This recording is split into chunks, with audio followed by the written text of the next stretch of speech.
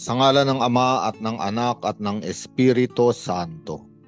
Panginoon, isugo mo ang iyong espiritu at pagpanibaguhin mo ang muka ng aming mundo.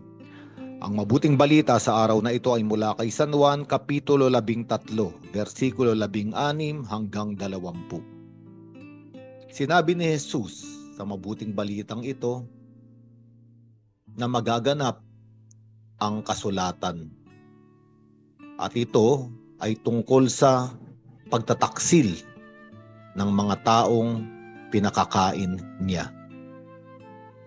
At nagpatuloy si Jesus, sinasabi ko ito sa inyo bago pa mangyari upang kapag ito'y nangyari na, sasampalataya kayo na ako'y ako nga.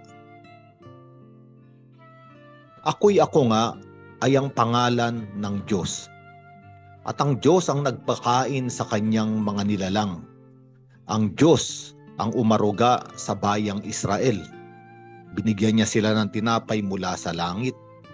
Binigyan ng tubig mula sa bato. Ito ang Diyos na palagiang nagbibigay. Ito ang ating Diyos na ibinibigay ang lahat ng ating kailangan. Ngunit binibigyan diin dito ni Jesus na ang Diyos na ito ay nasa katauhan niya. Ako ay ako nga. Ngunit ang Diyos na ito ay pagtataksilan. At kahit siya ay pagtataksilan, isang mahalagang bagay ang binibigyang diin ng Panginoon. Mangyayari ito upang maganap ang dahilan at layunin kung bakit siya isinugo ng kanyang Ama. At bakit ba siya isinugo ng kanyang Ama? Upang ang mga taong nagtaksil ay bigyan ng pagkakataong magbalik loob sa pag-ibig ng Diyos. Kung maaalala natin, noong si Jesus ay naghihirap, ipinako sa krus na matay at nilibing, iniwan siya ng lahat. Ang kanyang mga minamahal na alagad ay nagtaksil o naduwag na ipagtanggol ang kanilang Panginoon.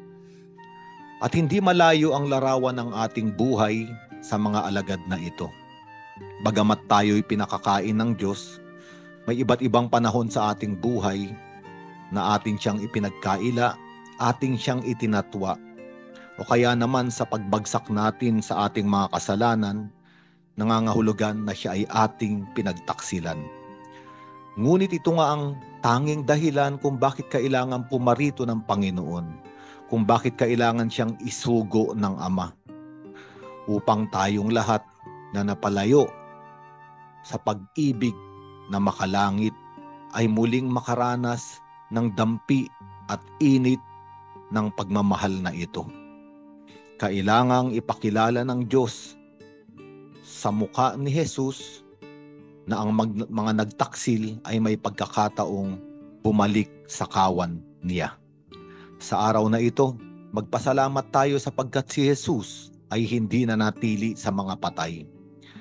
Bumangon siya at muling nabuhay upang tayong lahat na namatay at pumasok sa kadiliman ng kamalian at kasalanan ay magtamasa rin ng buhay mula sa Diyos na pinagtaksilan, ngunit kailanman ay hindi nagtaksil sa kanyang mga minamahal. Ito ang mukha ni Jesus, ang mukha ng Diyos. Ako'y ako nga. Nagpapakilala muli at muli tayong inaalayan ng daan upang maglakbay patungo sa buhay na walang hanggan. Sa ngalan ng Ama at ng Anak at ng Espiritu Santo.